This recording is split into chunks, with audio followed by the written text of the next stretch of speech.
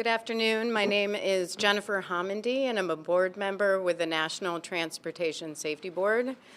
With me today is Dan Bauer, who's a senior investigator with our Major Investigations Division of our Office of Aviation Safety. Today is our first full day on the scene, and our entire team has arrived. Our investigator in charge, which is Bob Gretz, is actually still on the scene and couldn't join me today. But I think a lot has been accomplished today.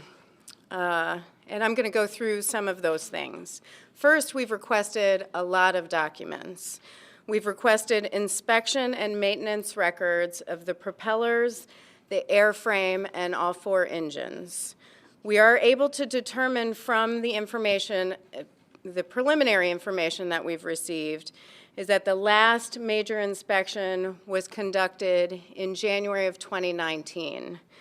That inspection is called a continuous airworthiness inspection. From there are requirements to have progressive inspections. Think of it a lot like a car where you would have service at 10,000, 20,000, 30,000 miles.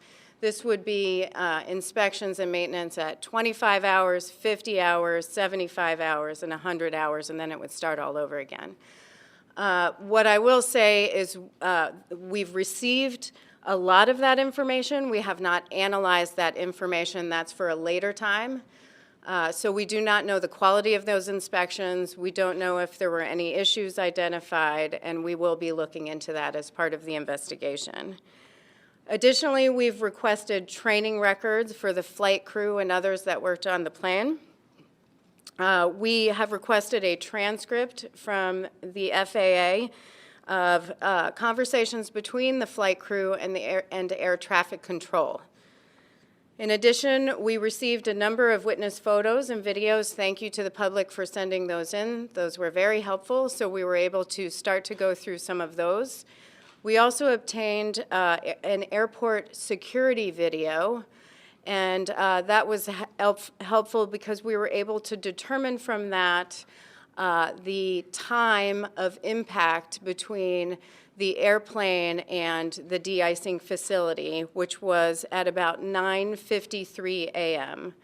So the preliminary information is telling us that the plane took off. I've seen 9:45 and 9:47, but around 9:45, we know that the flight crew radioed the tower around 9:50, and we know that impact between the airplane and the de-icing facility is now around 9:53 a.m. Our investigators began interviewing other pilots with the Collings Foundation. A lot of those pilots are volunteer pilots, so those interviews are continuing, and we'll have a number of other interviews that we are scheduling. We also conducted an initial exam of the wreckage. We are aware that the pilot radioed air traffic control and stated there was an issue with one of the engines. We identified that engine in the wreckage, and we secured it for further examination. We also moved part of the wreckage, which was resting on top of a de-icing fluid tank at the de-icing facility. We conducted a fuel sample of the tank in the right wing of the airplane, and the fuel, we believe, was 100 low-lead aviation gas. We also walked the path the plane took once it made contact with the ground. And we looked at ground scars. Those are marks on the ground from anything that may have hit the ground. And other witness marks. There are a number of lighting poles out there, so we looked at those as well to see what witness marks were on those.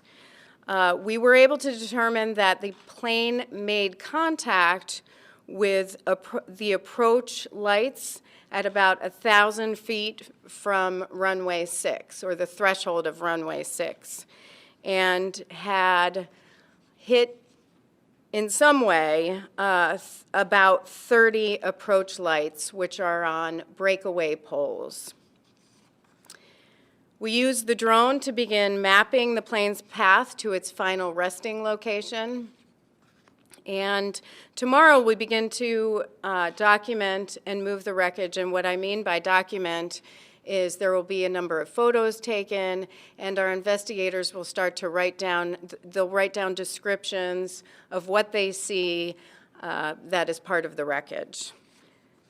Now, a little bit about the aircraft. I wanted to give you more background on the aircraft, its accident history, and just talk about accident history of World War II era bombers.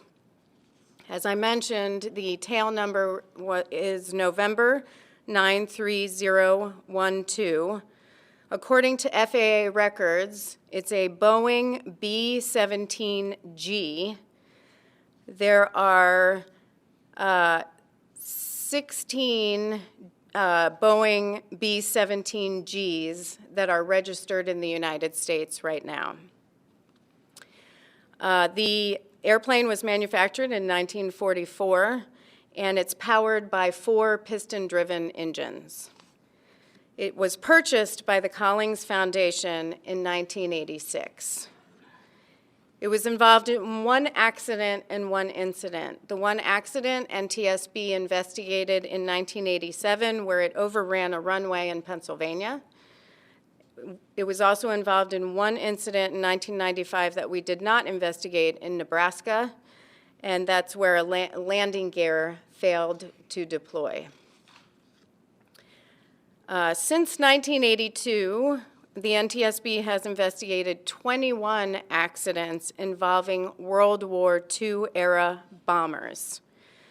3 of those involved B-17Gs, and that does not include this one because we don't have the final numbers. Of those 21 accidents, those resulted in 23 fatalities and 1 injury. So with that, I just want to remind folks to monitor our progress at NTSB_newsroom. Before I ask for questions, I do want to thank the Connecticut Airport Authority and the Connecticut State Police and others for their continued support. It's been phenomenal. I will take questions if you could raise your hand and state your name and your affiliation. Yes. Karen from Fox 61. These piston engines, can you speak to the reliability of those in relation to a modern day engine? Do you want to take that? As long as they are maintained properly, then they're very reliable, and there's certainly plenty other aircraft flying these type of engines. It's my understanding, though, that with these piston engines, there's a vibration that happens from the rods and cylinders that move up and down that would make it less reliable than a rotating engine. Is that the case? Right.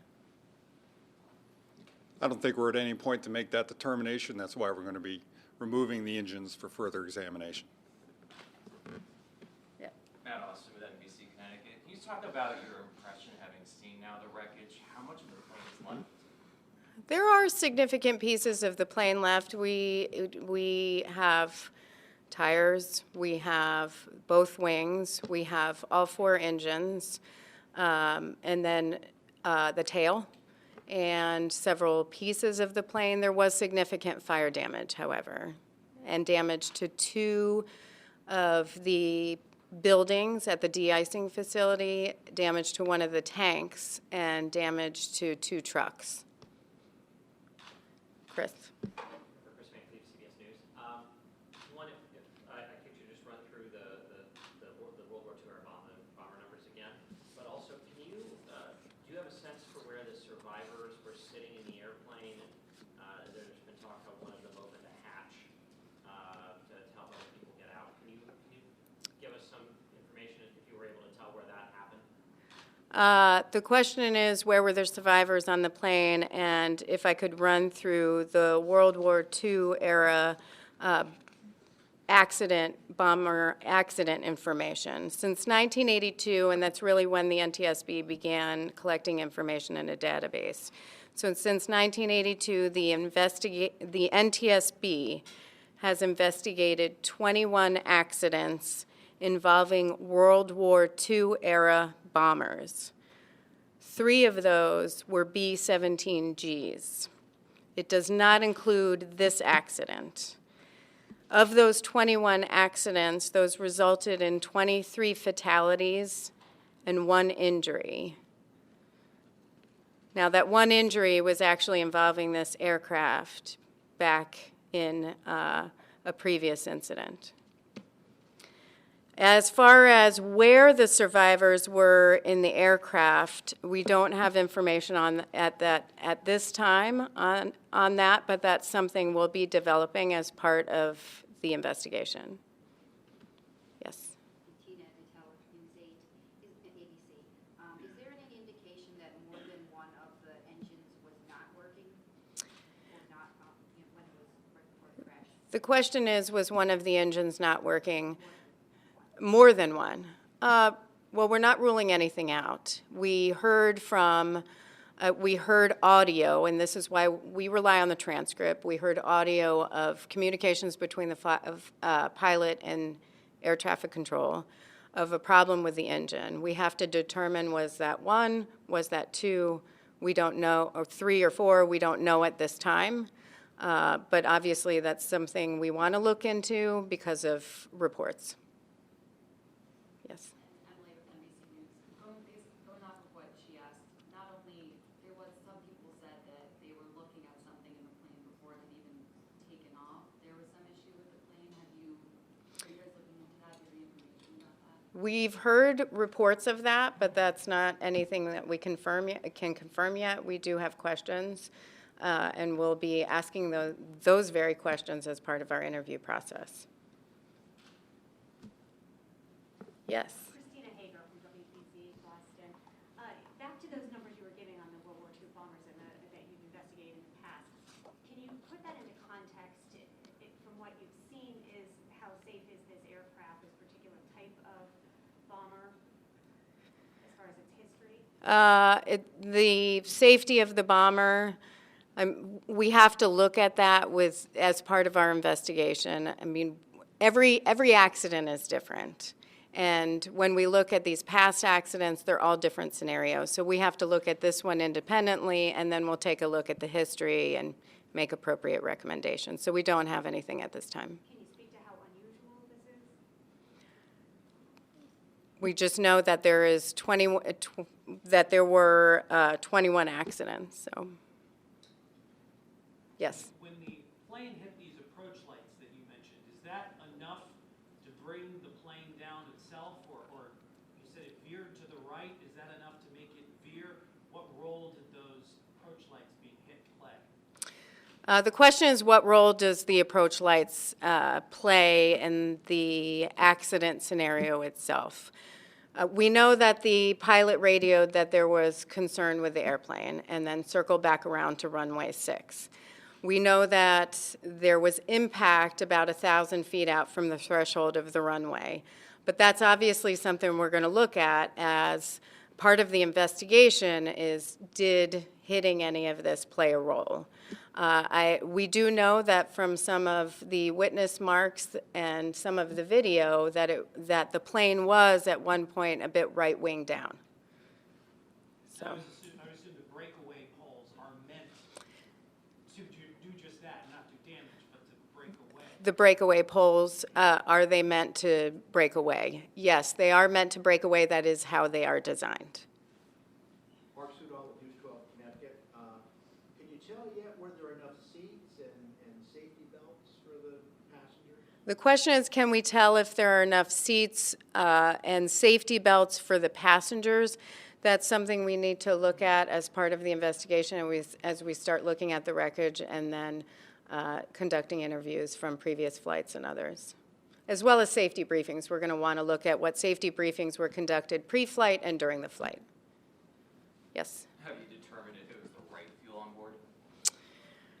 We have had, the question is, was it the right fuel on board? We asked based on reports of it being certified for 87, was 100 appropriate? And the FAA has documents that state that anything above 87 would be appropriate, anything below would not be. But still, we are conducting testing to make sure there's no debris, to check the quality of the fuel and others. Yes? Hi, Shante Passmore with WFSB. Can we share if either the co-pilot or the engineer were certified to fly? We have some preliminary information on the crew. I know that the crew, so the pilot had, or the captain, had flown for the foundation for over 20 years. At the time of the crash, he had over 7,300 hours in the B-17, and reportedly has the highest time in the United States in a B-17. He was also the safety officer for the foundation. The first officer was a volunteer for the foundation for 5 years, and then there was a loadmaster on board. Yes? Jill Kaufman, New England Public Radio. In your past investigation since the early 80s into these types of planes, was there any thread that connects any of the crashes in the equipment itself? Your question is, was there any thread or similarity between this accident and previous accident investigations we've conducted on World War II era bombers? That is part of our accident investigation, where we will look at, is there any link to any previous accident investigation that we've conducted involving these bombers? So that's something we'll have to look at down the road. Right now, our main goal is to focus on the perishable evidence, the things that will go away when we leave the scene. We can look at that when we leave the scene. What we want now is to look at the ground marks, the witness marks. We want to look at the wreckage. We want to document the wreckage, whether that's photos, written description of the wreckage, everything that might go away. That's what we're looking at, our total focus right now. All of that is for later, and that's part of analysis. Is there anything, though, that is appearing that the Ntsb would recommend these planes not go in the air immediately, as of today? Is there anything from past knowledge? The question is there anything right now that we believe would indicate that these should not be flying? It's too early for that, for the Ntsb to make that determination. We're still at the very initial stages of this investigation, and we'll have to determine that at the appropriate time, if applicable at all. Forgive me for not knowing more about this. I'm Mark Burkham with the Hartford Current, but you mentioned that it was leaded fuel. Is that a leaded fuel specific to vintage internal combustion engine airplanes, or is that a leaded fuel that is in wide use? That's for wide use. Yeah, why don't you? Not 100% sure, but I believe that's a widely used fuel for internal combustion type engines. How does it compare to the fuel that that plane was designed to run on? It was originally able to run on 87 octane, but higher octane is fine in these types of engines. FAA said that's fine for higher octanes run in these engines. But you mentioned the lead. How does the lead value It's actually being lower now compared to what it was designed to run on? anything that's running in these airplanes has been certified for use by the FAA. Thank you. Yep. One more question? Chris? Just real quick. Are you aware of some accounts from people who, before the plane took off, that there was an engine issue before the plane took off that they were working on prior to takeoff? Am I aware of accounts from witnesses that there may have been issues with the engine prior to takeoff? The answer to that is yes.